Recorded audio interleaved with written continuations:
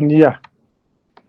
Decía que hoy vamos a avanzar lo que es patología genital.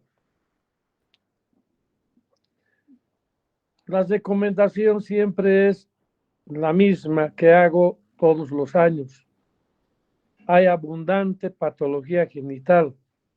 Por lo tanto, cuando hacemos el examen físico, debemos detenernos y observar con mucho cuidado los genitales masculinos.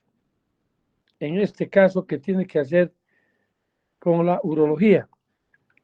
También alguna vez revisamos genitales femeninos, muy poco, más lo que está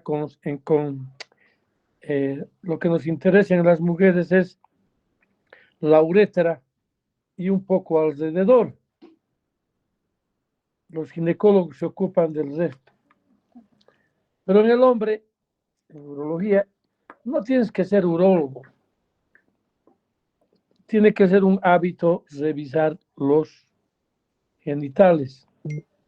Siempre pongo el mismo ejemplo. Creo que alguien quiere entrar. Ya está. Siempre pongo el mismo ejemplo, que al Hospital Viedma y otros centros acuden los jóvenes que tienen 17, 18 años cuando se presentan al premilitar o cuando se presentan al cuartel. Los revisan bien los médicos militares y se los mandan a su casa cuando tienen patología genital. Por ejemplo, fimosis, parafimosis, varicocele, etc. Entonces la pregunta es, este joven o esta persona nunca fue al médico. ¿Cómo es posible que a los 18 años recién puedan encontrar patología genital? Probablemente hace 50 años la gente, especialmente del campo, no iba. Pero ahora tenemos centros médicos, lo que se llaman centros de salud en todos los pueblos, en todos los barrios. ¿Cómo es posible que 18 años no haya acudido a un centro hospitalario? Seguro que cuando tenía un año acudía al pediatra y el pediatra no tuvo el cuidado de observar o de hacer un buen examen físico de los genitales. Entonces, esa es la recomendación.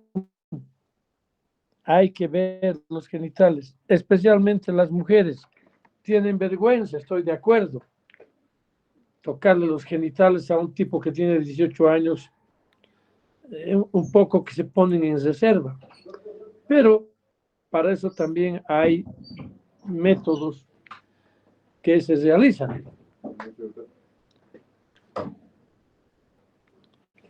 ¿Qué es lo que hay que hacer?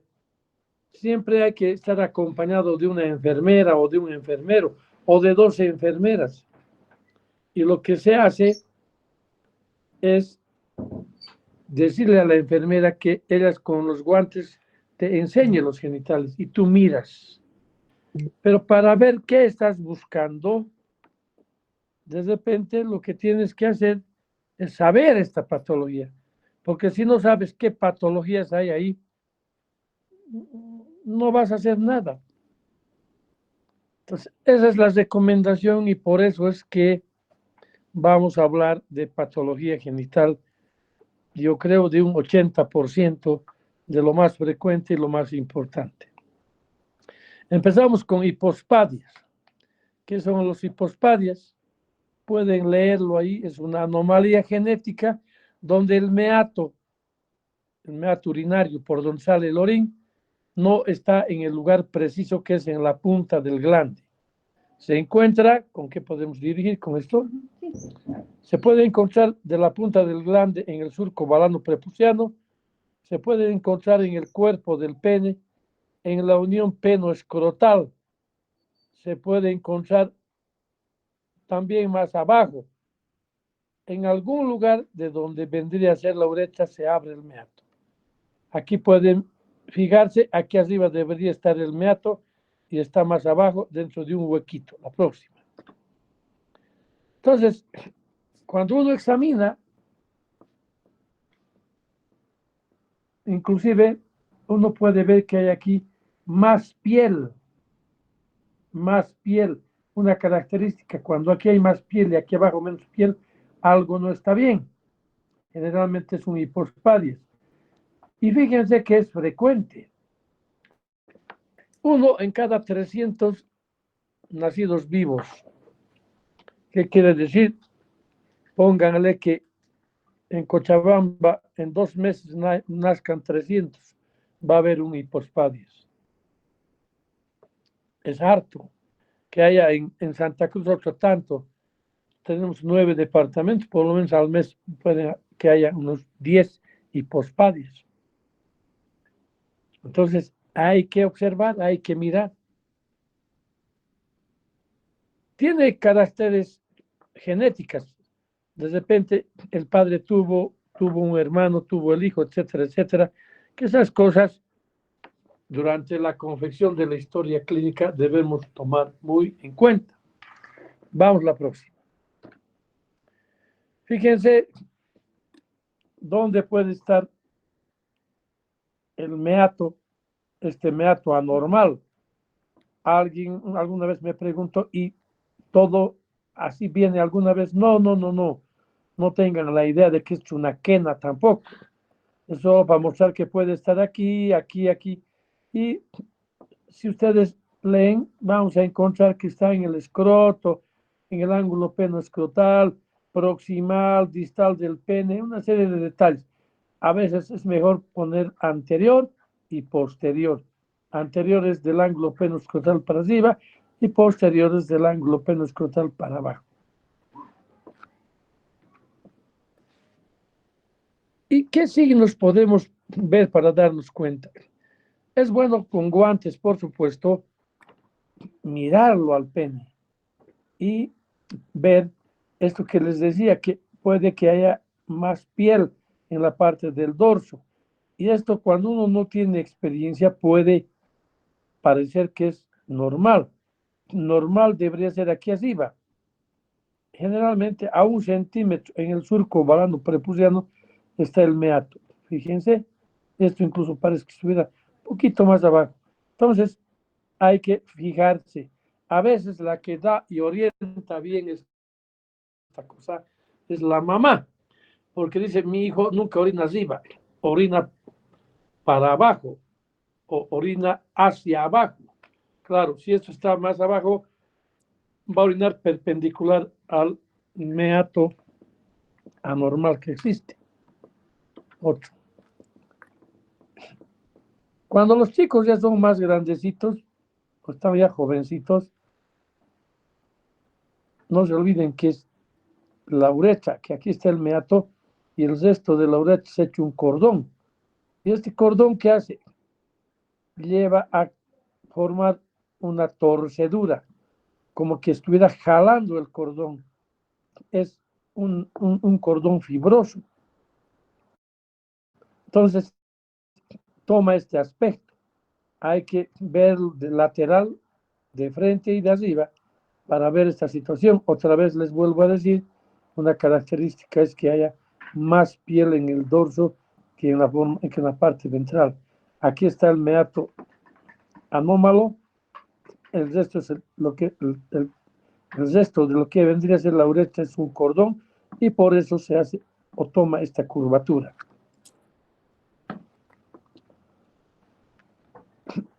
¿Para qué o qué nos preocupa además de los exámenes normales?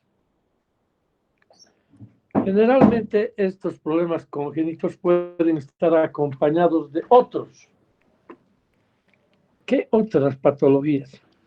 Puede haber reflujo, que si ustedes buscan, para tener una idea, es que cuando uno orina, los que tienen reflujo, el orín de la vejiga sube hacia el riñón. Es como si estuviera orinando uno mismo. Hay que pedirle para eso la ecografía, o para ver que de repente tiene doble sistema colector, un riñón pequeño. alguna anomalía que puede estar acompañando. Entonces, también es bueno hacerle un cistograma miccional, especialmente en casos de reflujo. Hay que hacerle citología oral, hay que buscar el corpúsculo de Barr, y el corpúsculo de Barr es propio de hombres o de mujeres. Están cansados los residentes que no, mañana me van a decir, es propio de las mujeres. Y también hay que hacerles un cariotipo, porque resulta que estos chiquitos, cuando están pequeños, no habían sido XY, habían sido XX.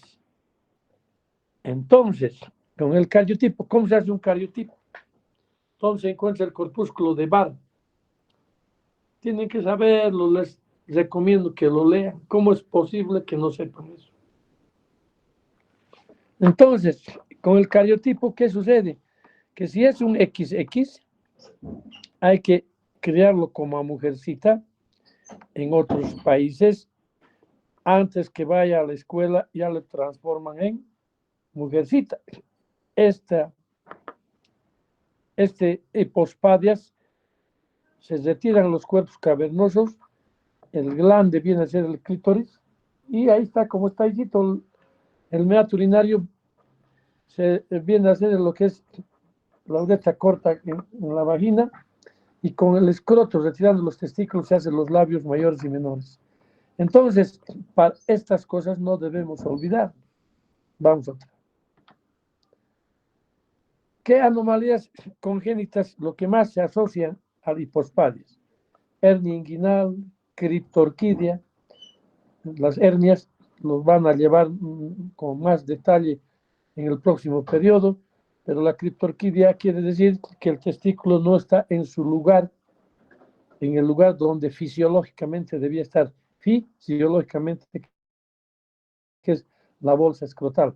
Puede estar en el camino o en el conducto inguinal antes de llegar a la bolsa, que es su lugar normal. Menos frecuentes, puede tener un solo riñón herradura, dobles del sistema colector, etcétera, etcétera. ¿Por qué se opera un hipospadias? Primero, porque va a tener problemas al orinar. No orina bien. Ahora, si el meato es estrecho, va a tener dificultad para orinar y puede llevarle a una falla renal. Motivos sexuales, la curvatura. Con el tiempo, cuando sea joven y tenga pareja, va a evitar la penetración en la vagina. Entonces, y también especialmente por motivos estéticos. Los hombres tenemos grandes intereses en tener un pene grande, grueso, normal, etcétera, etcétera, y esto nos lo han enseñado desde chicos. Entonces, estas cosas, cuando uno ve, se da cuenta que no está normal el pene porque tiene una curvatura y el meato está en otro lugar, traen problemas psicológicos, psiquiátricos, etcétera, y por esta razón también debemos operar al hipospadias. En realidad, si ustedes, hay un resumen aquí, funcional, un motivo sexual y un motivo estético. A veces, si el meato está en el ángulo penoescrotal y por ahí emite orina, si el tipo tiene sexo, el líquido seminal va a salir, nunca va a poder embarazar, para que tengan una idea o un ejemplo de lo que sucede. Bueno, vamos a otro. Abren, entran, abren. A ver, déjate joder, mudo. Perdón. La edad de la intervención para la hipospadias también es importante saber. Depende del país. En Estados Unidos lo hacen rápidamente, entre los 6 y los 15 meses. Nosotros somos más conservadores. En realidad, nosotros buscamos, el que más experiencia tiene es el cirujano urólogo. En otros países, mi experiencia del Brasil es, en el Brasil hay hipospadiólogos. Todos a una ciudad X está el experto en eso y todos mandan ahí porque estos han hecho tanto que ya son habilosos para esta situación. Aquí hemos hecho cuando la gente, el papá, la mamá no pueden llevarlo a un lugar donde haya esta gente que es habilosa en esto. Entonces hacemos. ¿Qué quiero decir con esto también? Que si yo opero un hipospadias, dependerá dónde esté el meato. Cuanto más lejos de la punta del pene, la probabilidad del éxito es menor. De todas maneras, esta gente que ha hecho mucho sabe de esto y tiene más chance de que le vaya bien. Un detalle también es que cuando tú operas un hipospadias y falla, la posibilidad de que en la segunda cirugía puedas arreglar la cosa se reduce a un 25%. Y si esa operas, a veces hasta acabar con un paciente con talla vesical. Entonces, es muy conveniente, y ustedes van a ver esto, seguro que van a ver, es conveniente saber esto para recomendar a la familia, a la gente que tiene este problema, que visite con nosotros. Nosotros tenemos gente que conocemos, gente especializada en esto, podemos darle el teléfono, la dirección, etcétera, etcétera. El tratamiento es quirúrgico. Antes de retroceder, dice aquí, entre los 6 y los 15 meses. Por lo menos nosotros o algunos de los urólogos nos recomendamos, porque a los 6 y los 15 meses, ¿de qué tamaño es su penecito? Manipular un pene tan chiquito, aunque tengas lentillas, aumentos, es más difícil. La idea, que es una idea de algún libro antiguo y que todavía muchos de estos nosotros preconizamos, es que se opere antes que vaya a la escuela. Porque en la escuela es donde aparecen los chicos, ahora son fregados, empiezan a molestarte, a ver, cuando entras a orinar, orinan, cómo está orinando, en fin.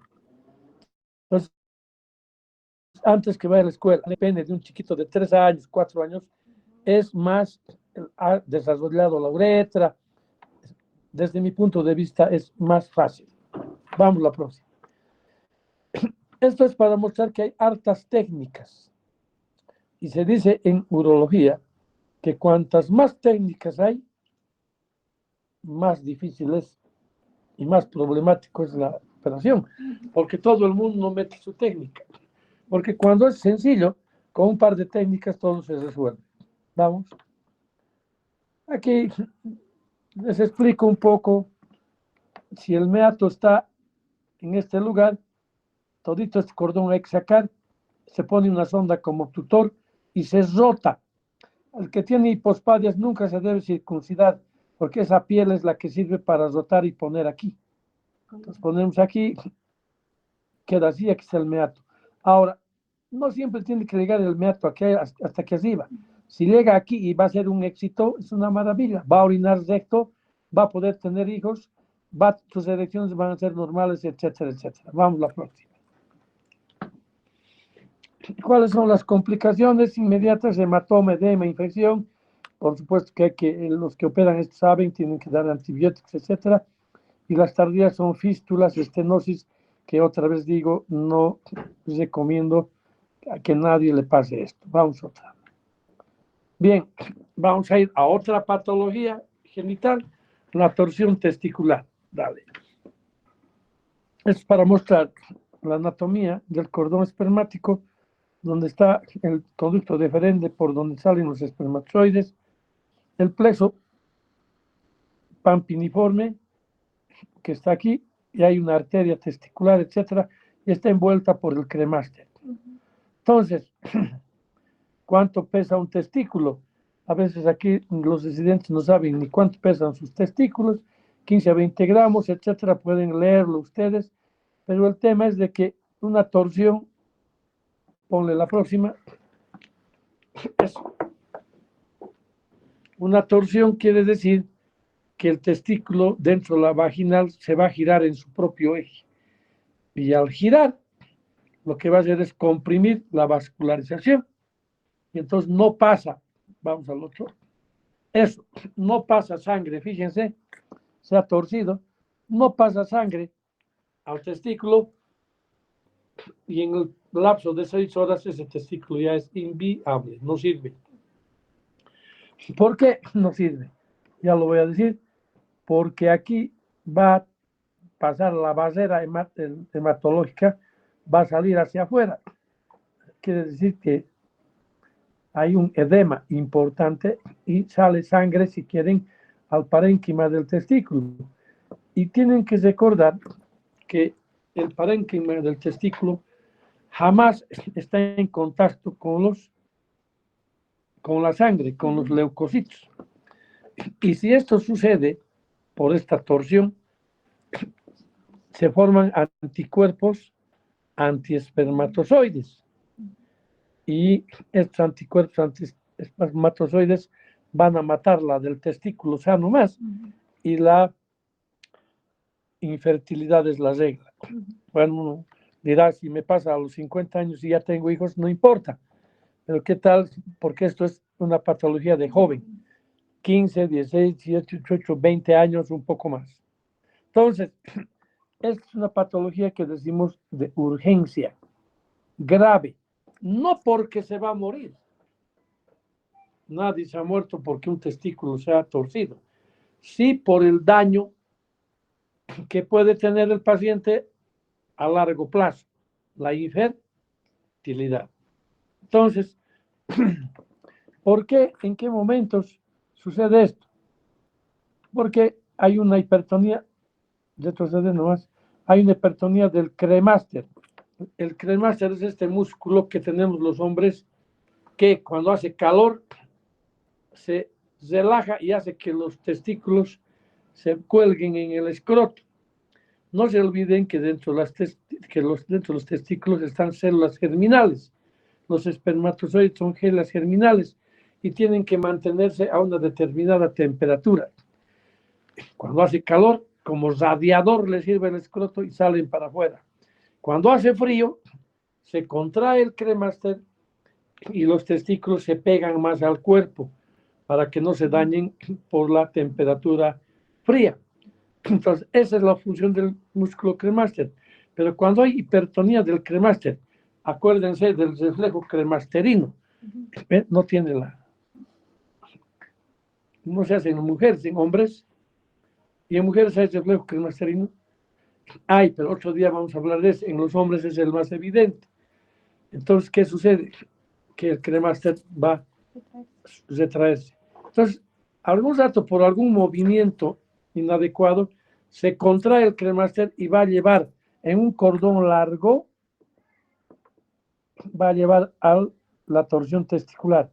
Alguna vez los chicos se pelean, le dan una patada en el testículo, y eso también puede llevar a una torsión porque puede haber producido hipertonía del cremaster. Ejercicio vigoroso, estar, etcétera, etcétera. Vamos. Hay dos tipos, la extravaginal y la intravaginal. En general, este testículo está dentro de una capa que se llama la vaginal. Entonces, esa es la intravaginal. Y la extravaginal es cuando sucede con más la vaginal. No vamos a preguntar, eso es más de residente, pero de repente está aquí para que ustedes puedan leerlo y ver lo que sucede en ambas torsiones. ¿Sale?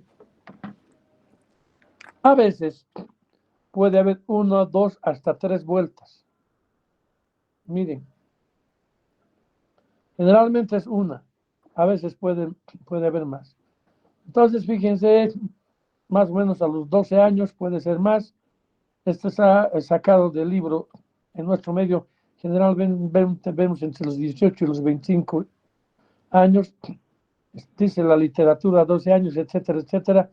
Bueno, pues este no es ningún problema. Pero cuando viene el paciente, el dolor es un dolor tan intenso que se asusta a la mamá, el papá, el niño, y que siempre acuden a consulta. Van a una emergencia. Y el peor error que a veces podemos cometer, nos han enseñado que lo primero que debe hacer el médico, ¿qué es? Calmar el dolor. Está bien, le pones analgésico y en general no calma el dolor, permanece. También es otro detalle para saber. Vamos. Es una urgencia en urología. La tasa de viabilidad, esto deben saber, son 6 horas.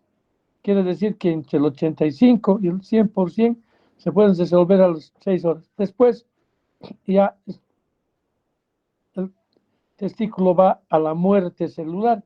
Aquí dicen que hasta las 10 horas por las células de Leydig, etcétera, nunca hemos visto nosotros. Generalmente tampoco vienen así, que a las 8 horitas. 24 horas después, 36 horas después, le han metido mucho analgésico y en fin, ya vienen con un testículo necrótico. Bueno, decía en la clínica, el dolor al más macho, al más Schwarzenegger, al más caperuso, le va a doblar el dolor. Esa es la clave de todo esto. Entonces, si hay un dolor testicular y que tú le quieres tocar el testículo y grita más, seguro que es una torsión. En cualquier hospital hay un ecógrafo, aquí tenemos nosotros y nos muestra con eso. Mejor si es Doppler, porque el Doppler, ¿qué nos va a servir?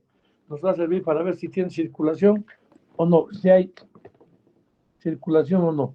Entonces, fíjense, ustedes puede haber alguna vez esta fiebre, puede vomitar el paciente por el dolor, una serie de detalles, pero nosotros debemos en el examen físico hacer hincapié para chequear muy bien los testículos.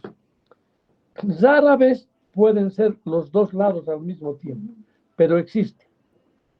Entonces, cuando hacemos un examen físico, tratamos de que el testículo, ¿dónde está? Generalmente el testículo, como se ha torcido el cordón, se sube más arriba que el otro y se puede horizontalizar. Entonces, él te va a decir que de repente estaba subiendo una grada y de repente empezó el dolor, estaba jugando fútbol o estaba durante su relación sexual o algunos juegos que hacen entre chicos, se tocan, se pegan o se patean los genitales y que a partir de eso empieza la cosa. Entonces, el dolor puede irradiarse hacia la región inguinal, hacia la pierna o hacia la cara interna del músculo, etcétera, etcétera. Y el tema de la transiluminación es cuando pasan 2-3 días, hay un proceso inflamatorio y hay líquido ya en el escroto. Generalmente no. Ahora, el signo de PEN no es, como dicen, patognomónico. Cuando es recién hemos examinado y estas cosas, en muchos de ellos no aparece. ¿Qué es el signo de PEN? Que cuando tú le elevas el testículo hacia arriba, no le va a doler. Pero eso ya tendríamos que tener mucha experiencia para ver esta cosa. ¿Vale? Lo mejor es, agarras estos exámenes de laboratorio y fijas el ecodoppler. Este tiene venas y arterias, está circulando.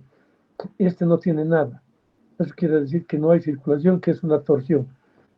Llevarle a la gammagrafía isotópica en nuestro medio, en otros hospitales en Estados Unidos probablemente tienen y hacen eso.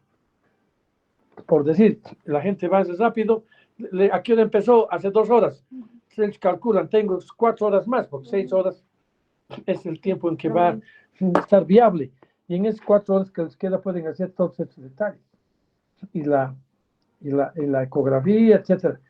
Ecodoppler a veces aquí no tenemos que llamar a un externo si el paciente cuenta económicamente con dinero, etcétera.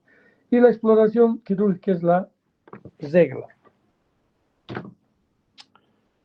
¿Cuál es el diagnóstico diferencial? Fíjense, pueden ser esta cosa que no pedimos mucho, son detalles que los residentes deben saber. Generalmente es más la intravaginal, podemos hacer diagnóstico diferencial como orquiepididimitis, torsión de hidátides, hidrocele, estas cosas que vamos a ver enseguida. Vamos, otra vez. El tratamiento, miren, uno entra y distorsiona. Cuando es menos de 6 horas, distorsionas y lo que se hace antes de entrar a la cirugía es una cosa que antes se hacía mucho. Hay que ir contra las manecillas del reloj, agarras cada testículo y el que está sospecha que es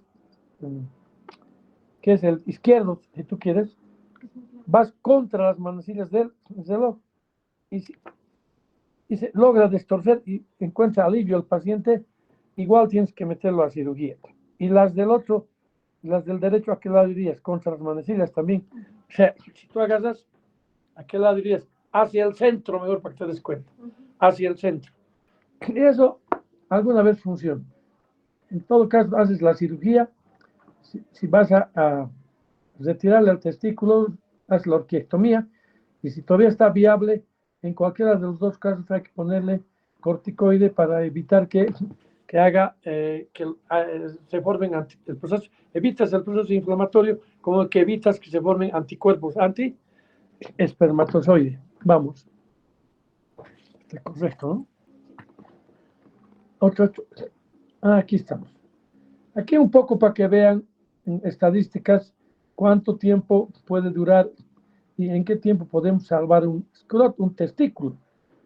Más o menos hasta el 97% menor a 6 horas. Y miren cómo bajan, 70% entre 6 y 12 horas, 10% 24 horas. Aquí los pacientes ya vienen. Así es. En los testículos recuperados, hasta en un 60% de los testículos recuperados, en los 2 o 3 años siguientes hay un mayor o menor grado de atrofia testicular. Eso también es importante. No es que se salva, pero con el tiempo llega hasta un 60% a haber una atrofia. De un 80% puede experimentar disminución de la espermatogénesis. En unos 3, 6 meses hemos ido pidiéndoles, hay trabajos interesantes, les pides espermograma y vas a ver que hay disminución de la espermatogénesis hasta un 80%. Esto es lo que nos refuerza la idea de que cuando hay un dolor testicular intenso, hay que acudir rápidamente. Ustedes pueden estar de turno en una posta, en un hospital de segundo nivel, que si hay urólogo, una belleza. Pero si no hay urólogo, rápidamente manden a un hospital de tercer nivel para que se resuelva este problema. Otra patología. En el testículo, el epidídimo, el conducto deferente, hay unas como del tamaño de un trigo o de una arveja, que se llaman apéndices testiculares o hidátides de Morgagni. El ecografista a veces dice quiste de epidídimo, y también le podemos hacer valer.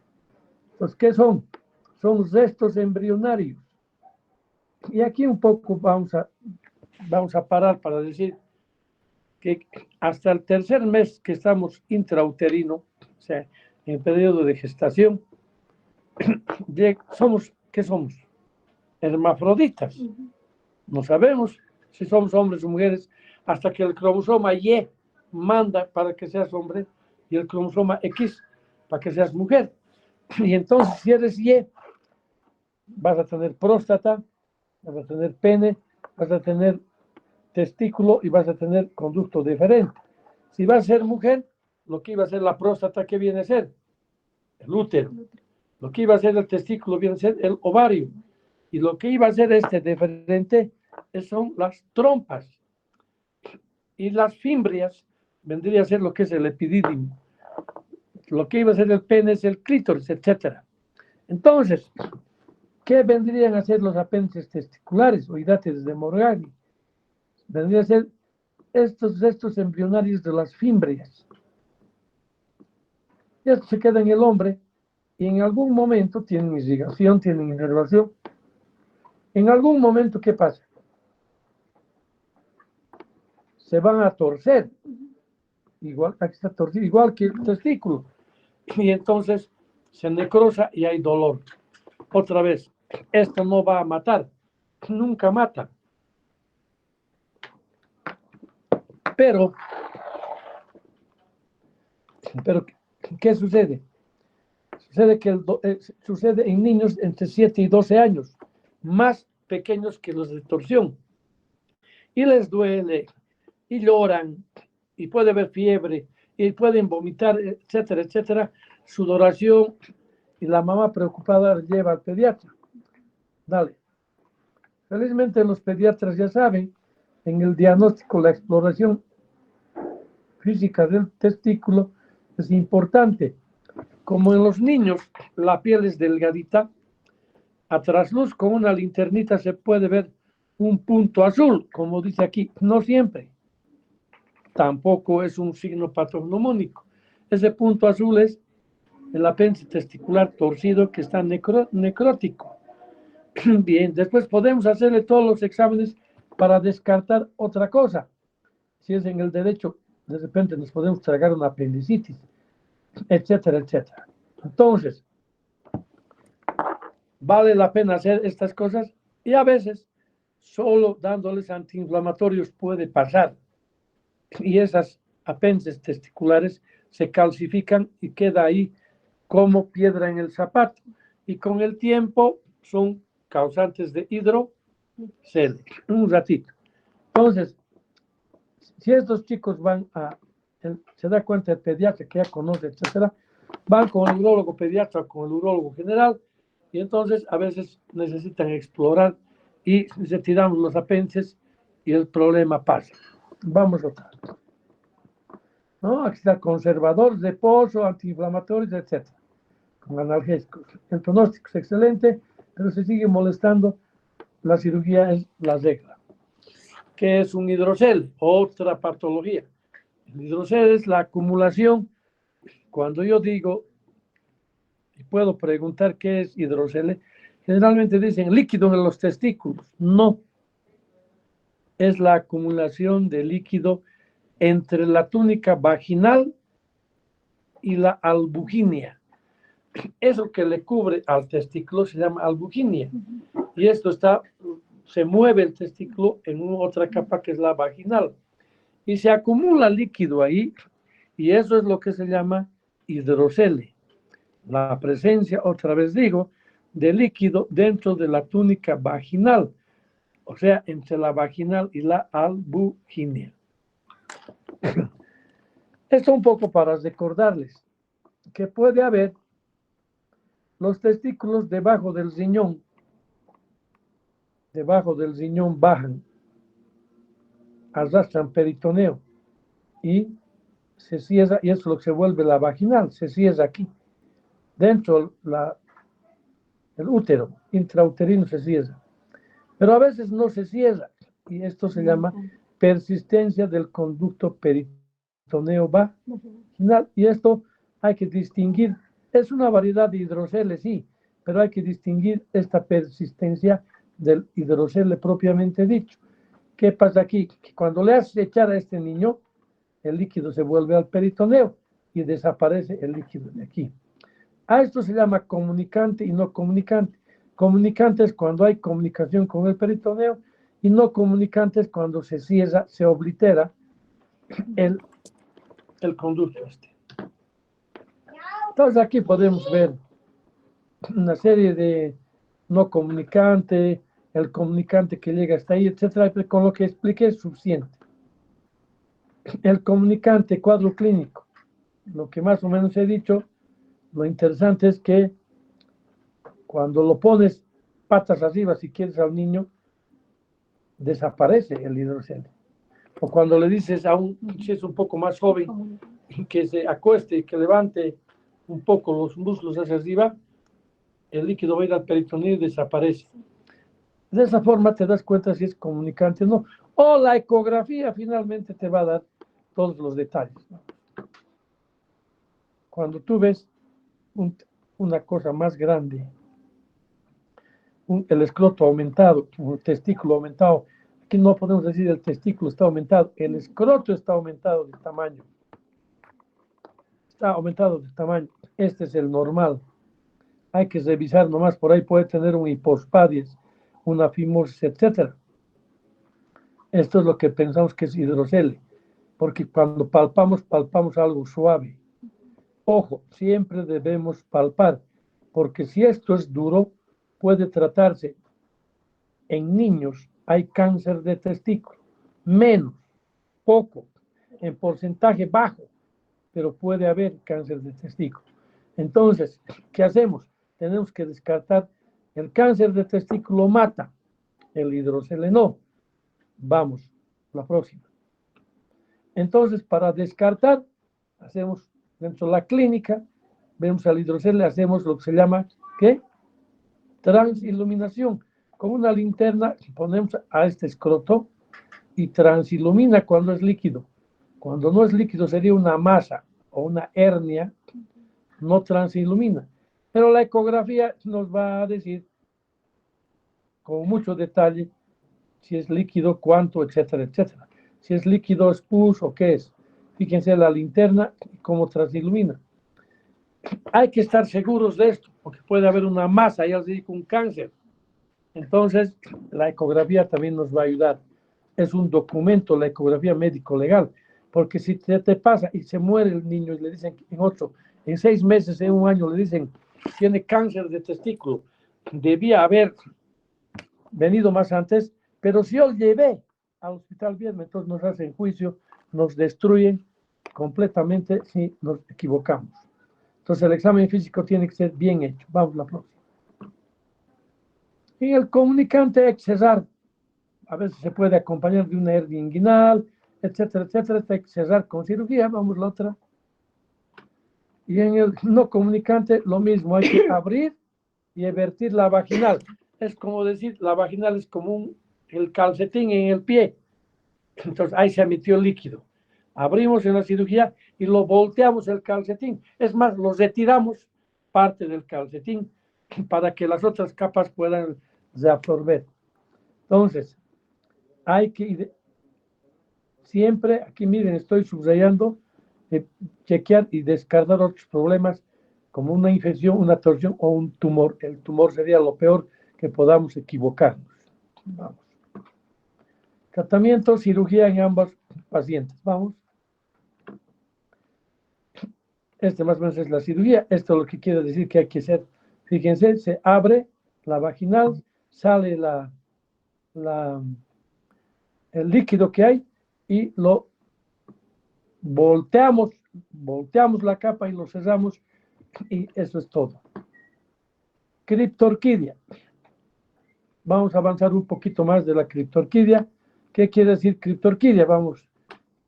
Bueno, se define como que he dicho yo que los testículos desde debajo del riñón en la vida intrauterina bajan, ya tienen un camino. Y este camino tiene un guía también, el gobernaculum testis. Tiene que ir hasta la bolsa escrotal. Pero en este camino no baja, por algunas circunstancias que vamos a ver, puede estar aquí, más aquí, más aquí. A esto se llama criptorquidia. No, volvé. Pero si este testículo estuviera fuera, no en el camino, ¿qué se llama? Ectopia testicular. No confundir la criptorquidia con la ectopia. Para eso otra vez les digo quién nos va a ver y a cooperar y es diagnóstico preciso, la ecografía. Ahora hay ecógrafos súper macanudos para hacernos este trabajo. La próxima. Falta. Entonces, ¿qué factores? Para que estén chequeando en el Smith.